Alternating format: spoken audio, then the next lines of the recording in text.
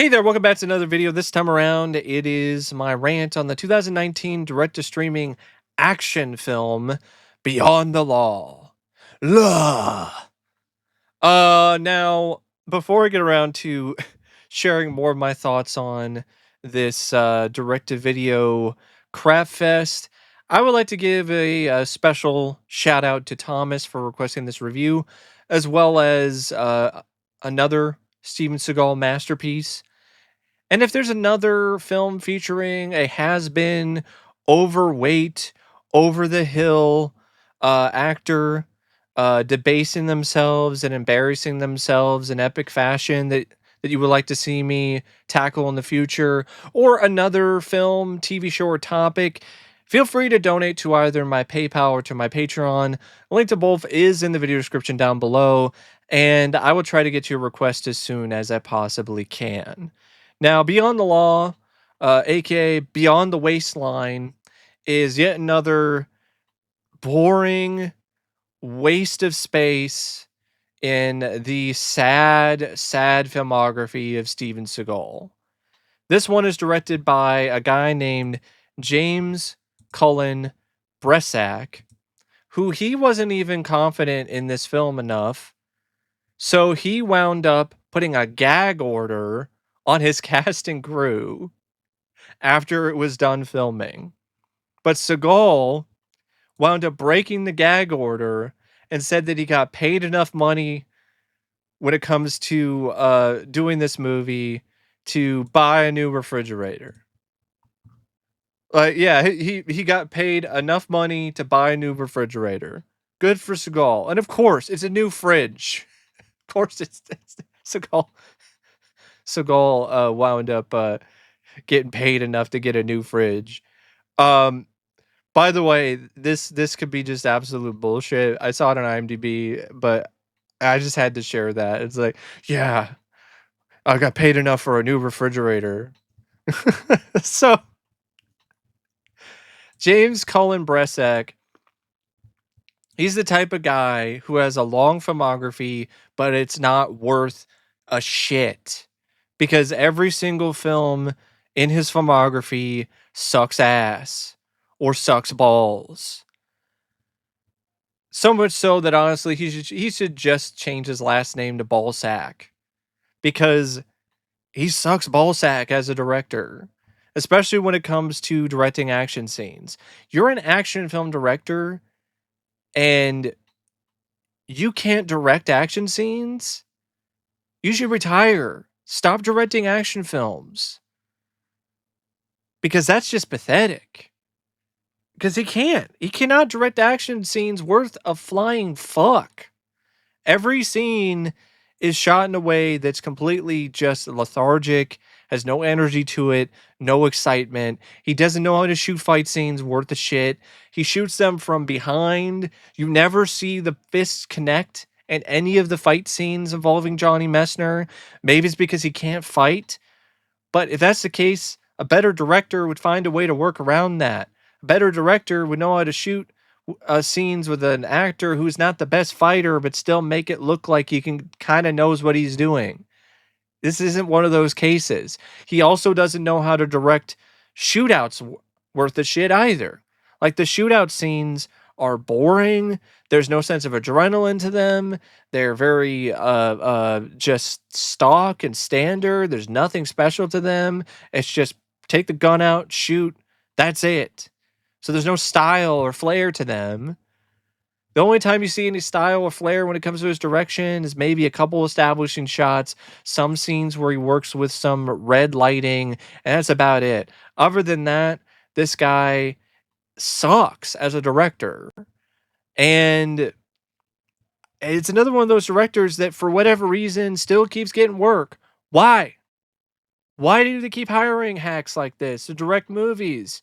Why do they keep making movies like this? Who is the audience for Beyond the Waistline? Who wants to see more shitty direct-to-streaming, direct-to-video Steven Seagal movies?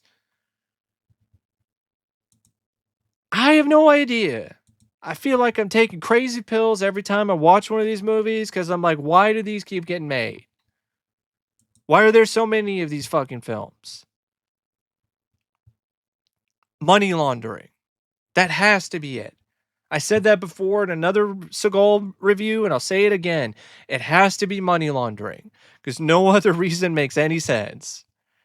It's written by Johnny Martin Walters and Chad Law, and both of these writers don't really have much of anything to their name in terms of a quality film. One of them has like an okay Scott Adkins movie when it comes to his filmography as a writer. That's it. Everything else is bad. Everything else is piss poor when it comes to the quality of writing or the quality of films that they were involved with. And this film was no exception to that. Like, this script is painfully generic. It's a script involving a guy named Frank Wilson who is a dirty cop who retired, who for some reason is now dying, although that really adds nothing to the film other than just some unnecessary, useless drama. So he's dying and he finds out that his son got killed. And so he decides to get revenge for the death of his son. But unlike other scripts that make you sympathize with the son or sympathize with the father, you don't feel any of that because his son is a fuck up who left his dad and decided to do business with drug dealers and then got killed because the money that he was holding got stolen by his girlfriend. And I'm supposed to feel bad? I don't feel bad. You made your fucking bed. You made the mistakes. Now you have to lie in that bed and you have to deal with your mistakes. I don't feel sympathy. I feel no sympathy for Chance. You took your chances, Chance, and you blew it. You blew it. And then you have the father, like, yeah, you lost your son, but he made no attempt to try to keep in contact with him. Went off and basically completely cut his son off because he didn't want to live with him in the middle of bumfuck nowhere anymore. So you don't really sympathize with the father that much either. There's nothing interesting involving the bad guys, the robbers, who open the film wearing ski masks, robbing someplace, and then I guess the money that they stole winds up being the money that the girlfriend of Chance stole. And that whole thing, you're like, I don't give a fuck. Who gives a fuck? There's even a line of dialogue from a character who literally says at one point, who gives a fuck? And I'm like, yeah, that's the perfect way to sum up this plot. Who gives a fuck? There's no reason to give a fuck about any of these characters or this story. You don't care about Daddy's Revenge. You don't care about Columbia Sportswear Punisher. You don't give a shit about his whole arc. You don't care about Seagal and his stupid son and what's going on with him. I mean, this script is so bad. At one point, Seagal's character literally calls his son a retard. I don't condone that word. I'm against that word, but it was in the script. I mean, it's saying a lot when your own father is like, man, you're a dumbass. And there's just so many moments in the script that are just dumb. Like even the whole death of Chance.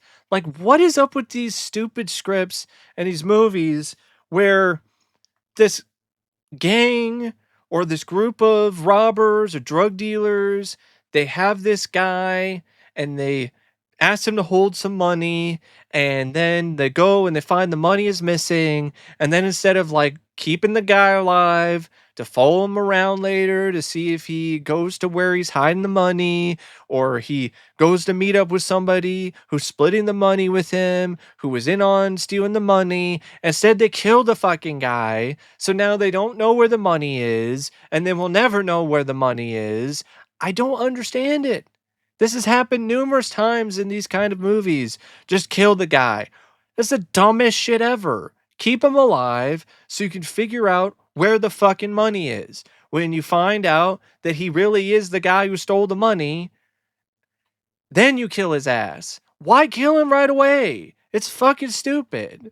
So they kill the kid right away, so then pisses off the dad. So he decides to put on his Columbia sportswear and put on his, his best dad hat and goes into action. in the most boring way possible. Goes and finds Desmond Packer, the guy who shot his son at a club, beats the shit out of him, takes his gun, takes it to this cop friend of his named Muntz, who happens to be on the take and is working for the bad guys. So that goes nowhere. There's these other characters that are introduced that show up briefly throughout the script, like Swilly, who's a friend of Frank's, and some girl that used to work for the DA's office named Ashley. You have Charlotte, who was a girl who was involved with Chance, and she was Chance's girlfriend, and then stole the money. You have Desmond's gang of thugs, Terrence and Delahunt. And speaking of his gang of thugs, there's a whole scene where one of the gang members, while they're hanging out at the bar, says one of the dumbest jokes I've ever heard. The guy just goes on and rambles about some woman who's flashing her vag and saying super pussy, super pussy, super pussy. And then the whole joke is that one guy just randomly says, I'll take the soup. That's the joke. I'm like, what in the flying fuck is that? What is this shit? How is that funny? Where is the punchline? It's non-existent. It's nowhere. It's nowhere to be found. Because that's not a joke. But this movie's a joke. And Seagal's fat ass is definitely a joke. Speaking of Seagal's fat ass, he spends the majority of this movie in this script on his fat ass. Most of his scenes are just him sitting on his fat ass in a chair smoking cigars while he's wearing his piss yellow sunglasses and mumbling to the camera. Talking about how his son is an R word and a dumbass. Says something about, you want to be a gangster? Well, this is a real gangster shit, bitch. To shoot some guy who's trying to double cross him. Oh, and of course, the script still has to make him look strong, even though he spent most of the film looking weak as hell, not being involved in any conflict, just sitting on his ass. Because there's this guy in Desmond Packer who's set up to be this main villain, this foe, this threat for our hero, Columbia Sportswear Punisher himself, Frank Wilson. And he gets killed in like 30 seconds at the end of the movie. Which is fitting because the first confrontation that he has with him, he overwhelms him really easily, just beats the shit out of him and takes his gun. So it automatically makes the bad guy look incredibly weak and like a pussy. Then it continues because he takes him out in 30 seconds the second time. After they were trying to establish him as some kind of stone cold killer who's dangerous and unpredictable because he killed Swilly, Frank's friend. Oh, and prior to that, there was a whole shootout at Frank's place. And that's another example of how dumb and how pathetic this script is, because Desmond's men are so naive and so bad at their jobs that all it took for them to get overwhelmed by one guy is for him to hide in the fucking bushes. The guy hides in the bushes in what seems like plain sight and just sneaks up on these guys and shoots them. Oh, he gets shot by one guy, but they never make sure that he's dead. Like, Packer doesn't make sure that he's dead. He's just like, he just takes the word of one of his henchmen, the same henchmen who have failed to take out this guy multiple times, got outsmarted by him. He's just going to assume that they took him out. Yeah, because we wouldn't have a movie otherwise. Whatever. You barely have a movie to begin with. You have this really bland, boring, dull vigilante movie, and then you have some equally as lame and dull heist plot that's just shoved in there. And of course, you have to have moments for Seagal's character. Finn, he's not really the worst guy. Like there's some lines where he says things like, I'm trying to do the right thing here, and my son, you fucked up, you killed somebody, I disown you. It's like, what? You trying to paint him as a good guy, and then by the end of the movie, he gets the upper hand on your hero. Because here's what happens when it comes to the final confrontation between Seagal and Johnny Messner in this. Seagal just quickly overpowers Frank after he gets up off his fat ass and catches his breath for a second. He then overpowers him real easily and then shoots him a few times. And then Frank somehow called the police. And then Seagal's character gets arrested off camera. And like the last shot of the movie and the last scene that ends this script is the girl Charlotte getting shot by this girl who's working for Seagal or has done business with Seagal. And you're like, why? Why did it end that way? There's just a lot of why. Like, why did DMX mention Gremlins? There is a scene in this movie, in this script, where DMX's character Muntz is in the car with Packard, Zack Ward's character, and he's talking to Zack Ward, and he's like, "Man, you're in trouble, Gizmo. You got water all over you, and the things are multiplying." And then Packard's like, "What the fuck?" And then Muntz is like, "Gremlins. It's a fucking movie. It's a classic. You should watch it." Like, yeah. I should be watching Gremlins right now instead of watching Beyond the Fucking Waistline. I could not even believe what I was fucking seeing. I was like, really? What the fuck does Gremlins have to do with this? What does it have to do with anything? See, this script is bad. It's really bad. The best way to sum it up is a line from Bill Cobbs' character Swilly. What are you going to do?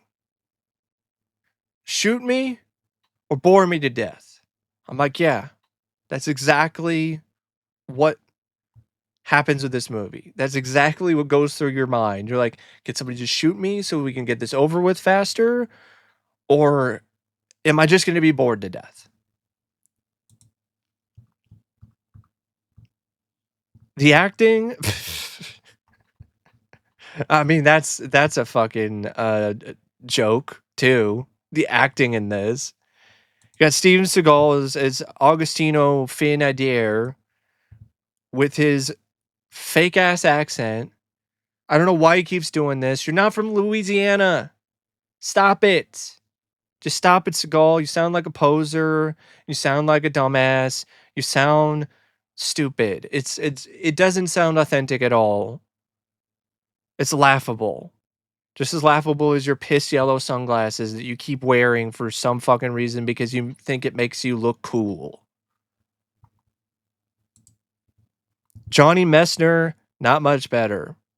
Very uncharismatic, boring as Frank Wilson. Just there's nothing to this performance. And the thing is, this guy can have charisma. He had a lot of charisma in Anacondas. It's definitely not here.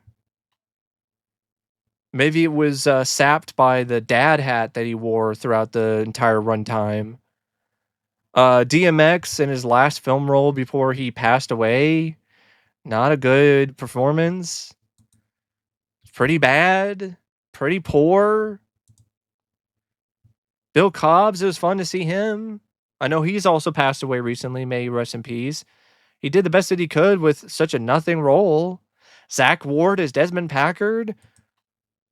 That is honestly some of the worst miscasting that I could think of in a long time. You're going to cast the actor who played Farkas in A Christmas Story as some kind of intimidating badass?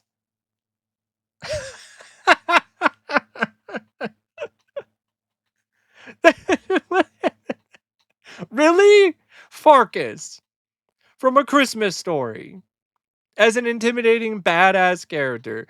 Give me a fucking break. Get the fuck out of here with that bullshit. Farkas. I like killing. Yeah, totally. I buy it. I 100% buy it. Give me a fucking break. Oh, you also have Patrick Kilpatrick from Death Warrant and other stuff. You know, the Sandman. He's in this and nothing role as one of the guys who works for Farkas. You also have Sean Kanan as Delahunt. You know, Mike Barnes from Karate Kid Part 3 and Cobra Kai. He's in this in a nothing role as one of the guys who works for Farkas as a part of his gang, who just gets shot in the back by Johnny Messner after Messner's character was hiding in the bushes. You got like Saxon Charbino, who plays Charlotte, the girlfriend of Chance. None of these actors really, honestly, other than Bill Cobbs, are really honestly worth taking a chance on, because they just completely blew it. They had their opportunities, did next to nothing with them, delivered nothing performances, or performances that were just genuinely bad and pretty awful. Just epitome of just give me my paycheck so I can move on, so I can buy my refrigerator and get the fuck out of here. Like, apparently Steven Seagal was stung by a wasp in his trailer, which I love this bit of trivia. He was stung by a wasp in his trailer and he was very distressed and upset about it. Can you just imagine Seagal getting stung by a wasp? Just and just like, oh, god damn it. Fucking wasp. Shit. God. Fuck. And he got stung by a wasp. He refused first aid. Of course he would. But he demanded an ambulance to take him to the hospital. He didn't return to set for a week, causing a bunch of scenes to be shot with a body double. Why would you need a body double? He just sits on his ass anyway. He doesn't do anything. There's no action scenes in this. He doesn't fight. Apparently, yeah, I'm looking at some more of the trivia here because it's just funny. Like, this isn't true. Like, this is this is a joke bit of trivia from IMDb, but it's pretty funny. Often considered the role of his career, Steven Seagal was nominated for and received a high school diploma for his performance. Oh, and then you have this one. Producer Kirk Shaw lost all his money while working on this film. Directors James Cullen and Bressack put Shaw in charge of Seagal's meal preparations, which included an extensive amount of meals from Burger King, McDonald's, and other fast food chains. I think this is a joke, but knowing Seagal, it sounds like it's true. This sounds like a real thing. But it's probably just a joke, but it's hilarious. It's worth noting that his contract for this role meant he had to provide for Seagal whenever he wanted something to eat. As Seagal got hungrier and hungrier, Shaw was constantly driving back and forth for fast food chains to make sure that Seagal was happy, leaving Shaw with a maxed out credit card and no money in his wallet.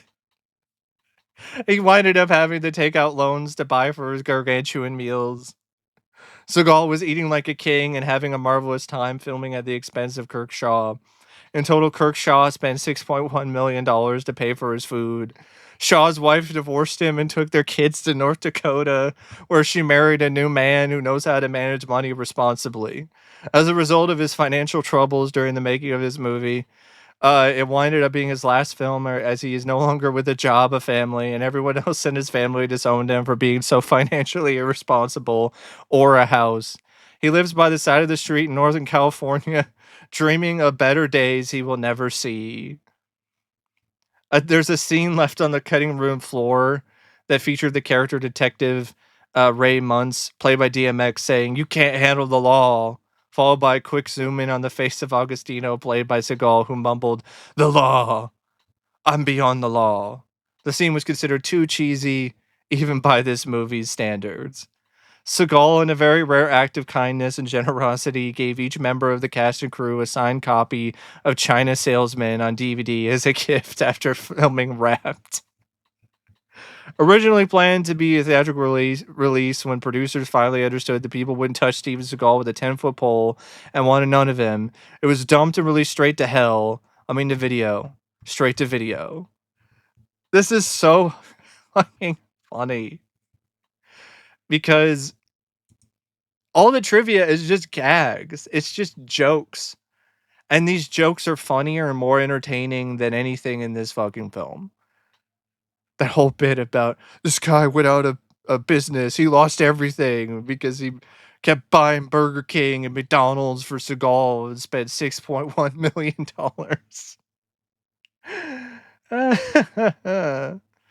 Oh, man. And this film is so bad, and most audiences just understand how bad it is that they're not even going to bother to fact check the trivia. They're like, yeah, just leave it up. Nobody gives a shit about Beyond the Law with Steven Seagal and his fat ass. But anyway, I definitely wouldn't recommend this movie unless you are having a hard time sleeping. Because if that's the case, then this would be a pretty effective sleeping pill. But if you want to stay awake, avoid this one. There's nothing to it at all. There's really nothing at all that is really that entertaining, exciting, or thrilling, or fun about it. You don't even get Armand Assante reprising his role in Judge Dredd. Like, that's a missed opportunity. Get Armand Assante back. He's just going around talking about the law all the time. Law. But anyway, that's my rant on Beyond the Law, aka Beyond the Waistline. And until next time, thanks for watching, and I'll see you later. See ya.